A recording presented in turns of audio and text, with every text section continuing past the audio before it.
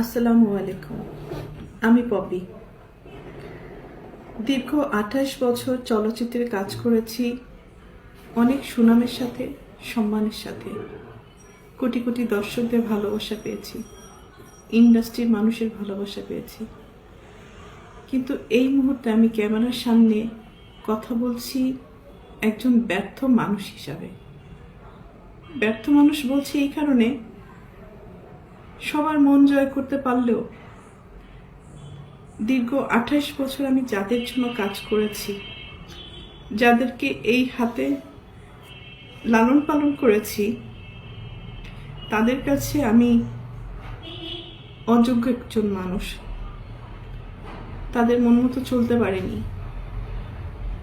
তাদের মনের মতো করে নিয়ন্ত্রিত হতে পারিনি। হয়েছি, একসময় হয়েছি, কিন্তু এখন হতে পারি না। তার করে বলেছি আমি একজন ব্যর্থ মানুষ। একটা মানুষ তো সবসময় সবার কাছে ভালো হতে পারে না, সব সময়ের জন্য ভালো হতে পারে না। আমি যখন ইনকাম করেছি, দু হাতে দিতে পেরেছি, লুটাতে পেরেছি, তখন আমি আমার পরিবারের কাছে অনেক প্রিয় একজন মানুষ ছিলাম। এখন দিতে পারি না, হয়তো তাদের প্রয়োজন অনুযায়ী, যার কারণে আমি এখন তাদের কাছে গলার কাটা, শত্রু এবং অপছন্দের একজন মানুষ।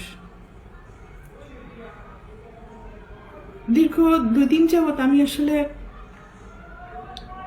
দেখলাম যে আমার পরিবার কতটা নিচে নামতে পারে, কতটা হীন পরিচয় দিতে পারে, কত হিংস্র ব্যবহার করতে পারে, কত নোংরা শব্দ ইউজ করতে পারে।